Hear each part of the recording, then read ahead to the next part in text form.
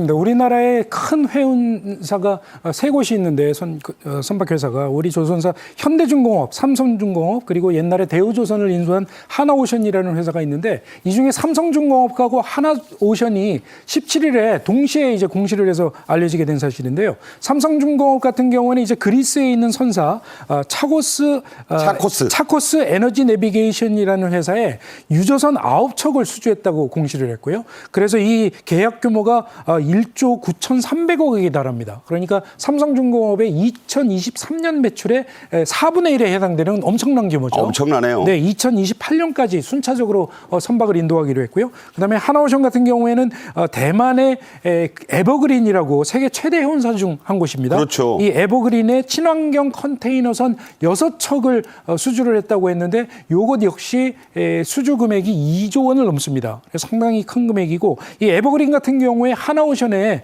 선박 건조를 의뢰한 게 이번이 처음이라고 하니까요. 이 하나오션은 24,000톤급의 컨테이너선 6척을 앞으로 순차적으로 납품을 할 계획인데 역대 최고가로 수출을 했다고 공개를 했습니다. 자, 우리가 생각할 때 유조선인데 결국 탱커라는 게 네. 저렇게 고가라는 것은 네. 우리만 할 수 있는 기술 아니겠어요? 사실은 우리나라 전 세계 조선 시장을 주름 잡고 있는 나라는 중국입니다. 중국 같은 경우가 주로 유조선이랄지 컨테이너선이랄지 이렇게 부가가치가 낮은 시장은 거의 중국이 점유를 하고 있고 우리 같은 경우에는 LNG선이나 플랜트 이런 고부가가치 선박에 특별한 기술을 가지고 있어서 이런 쪽으로는 우리가 중국보다 경쟁력을 더 갖춘 나라라고 할 수 있습니다. 네. 하여튼 우리 조선업이 정말 요새 잘 나가고 있다는 상징적인 그 수치를 보여드린 겁니다. 자, 이번 수주 대박, 미중 간의 갈등, 견제 덕분이기도 하다 이런 해석이 나옵니다. 이번에도 처음에 이 수주전을 벌일 때 우리나라 그 빅3 조선사 세 군데가 같이 입찰에 들어갔습니다. HD 현대중공업, 삼성중공업, 하나오션 이렇게 세 군데가 들어가고 중국에서도 2개 업체가 들어갔어요. 중국에서는 다른 조선소하고 코스코 중공 이렇게 입찰에 들어갔는데 처음에는 이렇게 분산을 시킬 거라는 이야기가 있었어요. 이게 규모가 엄청나게 크기 때문에 각 선박사별로 분산을 시킬 거라고 이야기가 있었는데 그렇지 않고 이 삼성중공업의 손을 들어준 것이죠.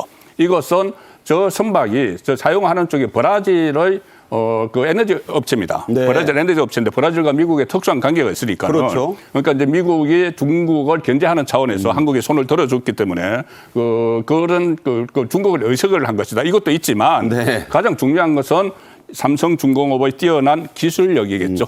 네. 어쨌든 우리 기술력도 좋지만 국제정치의 역학관계가 우리에게 또 더 많은 복합적으로 작용을 했다고 볼 수가 있죠. 그렇죠. 자, 한화그룹은 이 미국 시장을 더 잘 공략하기 위해 호주 회사의 지분까지 사들였네요. 네, 그렇습니다. 오스탈이라고 하는 호주의 선사가 있는데 이 선사가 미국에 군함을 납품을 하는 4개 주요한 회사 중에 한 곳입니다. 그래서 지금 수주 잔량이 13조 원에 이르는 이런 대규모 회사인데 이 회사를 한화그룹이 얼마 전에 지분을 9.9%를 인수를 했다라고 공개를 했습니다. 한 1,600억 정도가 들어갔는데 이 한화그룹 같은 경우에 이 오스탈 회사를 지분을 인수하기 위해서 지금까지 한 3,300억 정도의 자금을 마련했다고 하니까 한 26%까지는 지분을 얻을 수 있을 것으로 이렇게 예상이 되고 있습니다. 오스트레일리아라는 회사가 호주 회사인데 호주에도 조선소가 있고 그런데 미국의 알라바마주하고